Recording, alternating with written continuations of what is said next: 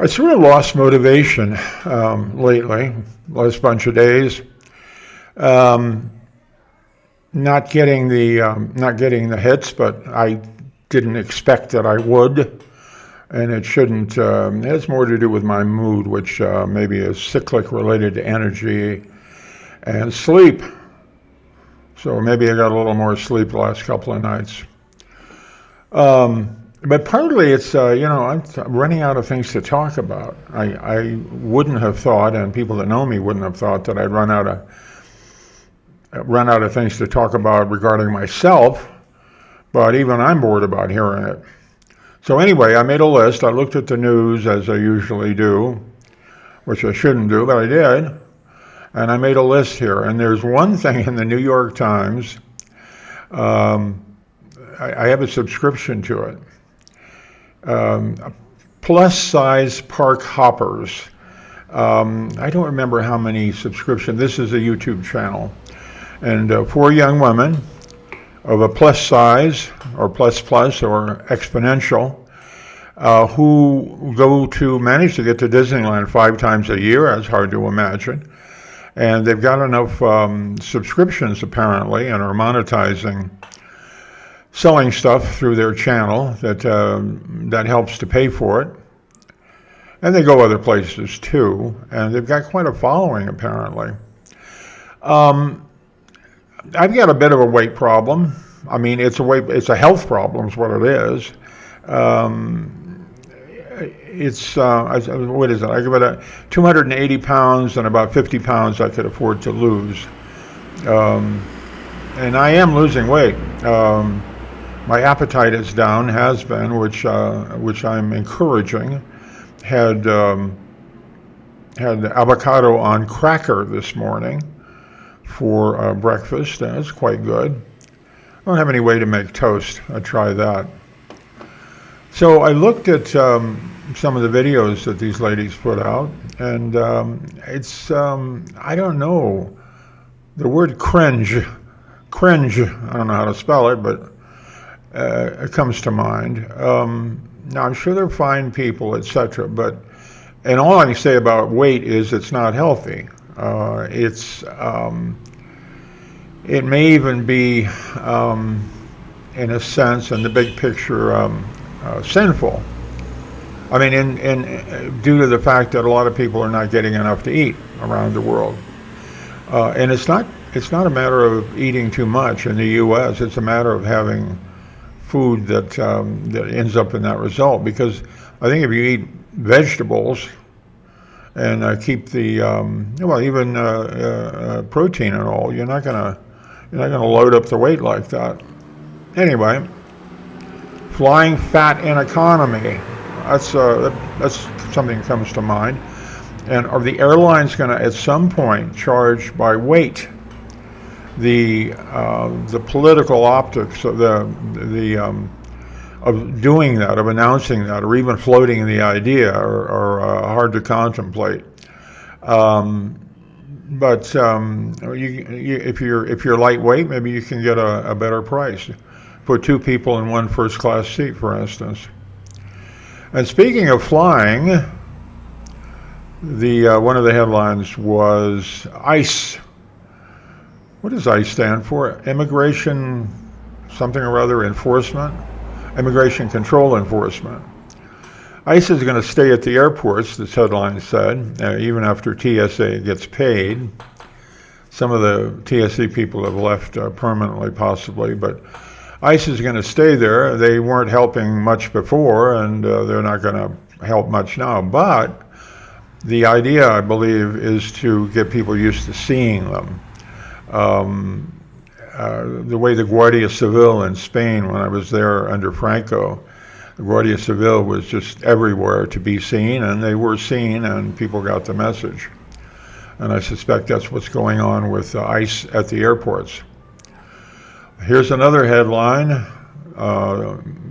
Trump threatens to destroy the power grid in Iran. Again, I don't know where we are in the latest deadline for that, but it's a war crime. It really is a war crime, and when you announce your war crimes in advance, that is transparency. He does that. He doesn't pretend he's going to do something else. He often doesn't do what he says he's going to do, and he often does things he said he wouldn't do. But in this case, I just about believe him. He's also talking about taking Iran's oil, which it's not going to be nearly as easy as taking Venezuela's oil. Price of oil on this exciting news went up to $116 a barrel. It was, I think, 65 before the war started. Well, you can't take, and taking Carg Island and destroying the oil infrastructure there. The thing about Carg Island is Carg Island doesn't produce any oil. The oil is pumped to Carg Island, and there's valves on those pipes, and the Iranians can shut off the oil to Carg Island pretty quick. I don't know what's going to happen. Any talk of landing troops in Iran to retrieve the uranium, the enriched uranium, or just a fantasy, a dangerous fantasy if somebody's in a position to make it happen. Not a good idea. And not nearly enough troops, and they're not moving enough troops. There's less than 10,000 that are said to be on their way or are there. No good place to stage them, to land them. Anyway, that'll play out badly, I'm sure. Another bit of news, Elon Musk is going to build what he calls a Terafab, a semiconductor fabrication plant in Texas. And this headline had a bizarre sort of bit of detail. It said he was going to make a terawatt of compute. It just said compute. I imagine they make computing power. A terawatt in this plant. And it struck me, it's kind of weird. That's like bragging about how inefficient your car is. The terawatt is largely heat that's wasted. It has nothing to do with any computation. And why don't you make what is now a terawatt worth of computer power for a quarter of a terawatt? That would be much better. And they're working hard to do that. The inefficiency is heat, and the heat has to be carried away by a lot of water. Although I think Trump, among others, is talking about putting servers, compute servers and AI servers up in space. And it's not that easy to get rid of heat up there either. Keeping a thermal balance in a satellite is kind of difficult. Now, what else do we have here? Birthright citizenship. On April Fool's Day, appropriately maybe, the Supreme Court, I believe, is going to take up birthright citizenship, which Trump is against. Not quite sure why. Well, it plays to the base. A silly question. Why? Because everything he does, he may or may not have a personal opinion on it, but he does it for the mega base, and they seem to like the idea of cleansing the citizenry of the United States. Wait till they start hitting on fat people. That'll go over really well. Birthright citizenship, the idea that if you're born in the United States, you are a U.S. citizen, regardless of whether your parents are legal or whatever. They don't have to be citizens. And this has a long history, which the courts are going to look at. Everything to do with the Civil War and the aftermath of the Civil War, when the children of slaves who were not citizens, according to a Supreme Court ruling before the Civil War, would be citizens. Although the Constitution said it from the beginning, it might get reinterpreted.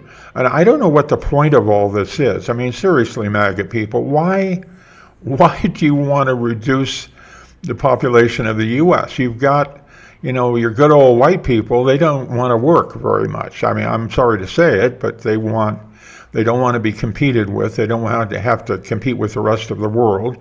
They sure as hell don't want to pick vegetables and fruit in California. So you get rid of people that are willing to do that. You get rid of people that are going to work their butts off for the American dream, etc. Certainly not the country that I grew up in, a country that I was prepared to defend. It's getting weird quickly. So that's my little thing for today, roughly 10 minutes, and I hope it wasn't too painful for you. Hit the subscribe button. It's just a personal, it's sort of like a golf score. I can't cheat on it though. But if you hit the subscribe button, and I won't expect anything of you for that, but it'll help me push that number up, and maybe someday, with help from the one up above, I will get a much larger number of subscriptions. So take care of yourself, be nice to others, enjoy life. It's shorter than any of us thinks. Ciao.